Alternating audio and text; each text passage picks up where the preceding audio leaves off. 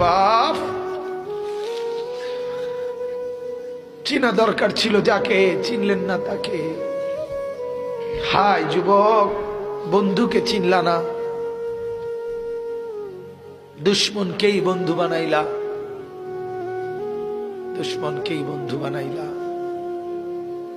আপন বন্ধু যিনি তাকে চিনলা না, দুশ্মনকেই গ্রহণ করলা। চেহারায়, সুরতে, চলনে বলনে, আচারে উচ্চারণে বেঈমান যেভাবে সাজায় দেয়, তুমি তাকেই গ্রহণ করলা।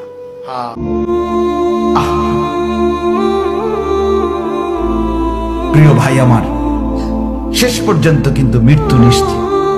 বাফ মনে রেখে, আজ কিংবা কাল। একটা সময় যেহেতু আমরা যৌবন ছিলাম না, শিশু ছিলাম, তো এখন যুবক হয়েছি, ও চিরেই আবার যুবক থাকবো না, এটাই সত্য। যুবক আবারও বলি, নামাজ পড়ো, আখলাক ভালো রাখো, চরিত্রহীন হইও না, লম্পট হইও না, নারীর ফান্দে পইরো না, মোবাইলের আসক্ত হইও না। বাবাদেরকে বলি, সুদের লেনদেন, ঘুষের লেনদেন, হারামের লেনদেন ছাড়েন, চা দোকানের আড্ডা ছাড়েন, বিড়ি সিগারেটের বদভ্যাস ছাড়েন।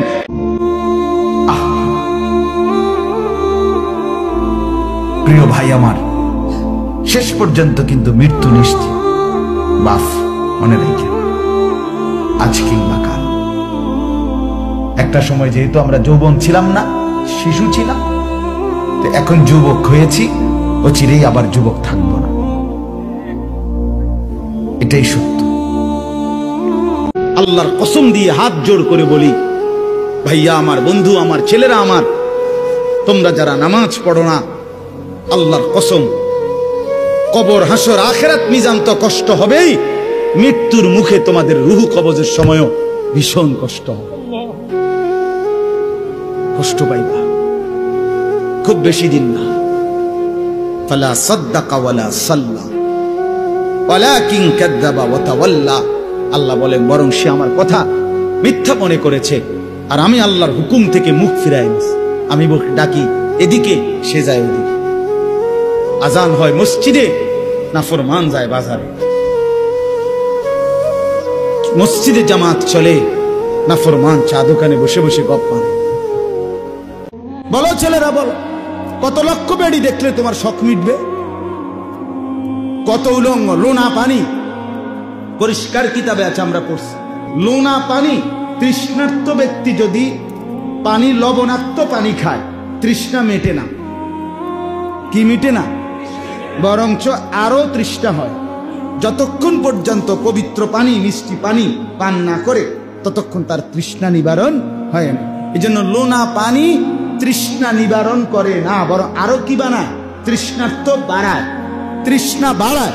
এই জন্য হারাম নারী, নাজায়েজ নারী, এই জন্য অবৈধ নারী, বিবাহ বহির্ভূত নারী, আল্লাহর কসম তৃপ্তি আনে না, বরং তোমার ভিতরে অতৃপ্তি, নেশা আরো বাড়াবে। তোমারে একদিন নষ্ট করতে করতে জীবন, যৌবন, শরীর, স্বাস্থ্য শেষ কইরা দজবঙ্গ একটা হার্বাল কোম্পানির কাস্টমার বানাইয়া ছেড়ে দিল।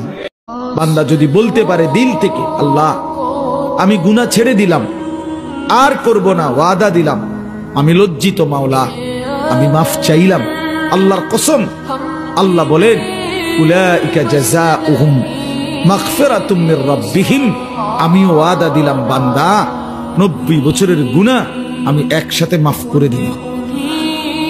এত লাশ, এত জানাজা, এত মানুষের কবর আপনি পড়লেন, দেখলেন, এত কিছু আপনারে আখিরাত মনে করাইতে পারলো না? এত কিছু আপনারে কবর মনে করাইতে পারলো না? আস্তাগফির। আহা, আপনি তো বড় পাষাণ, আপনি তো বড় শক্ত মানুষ, আল্লাহ মাফ করে দেন।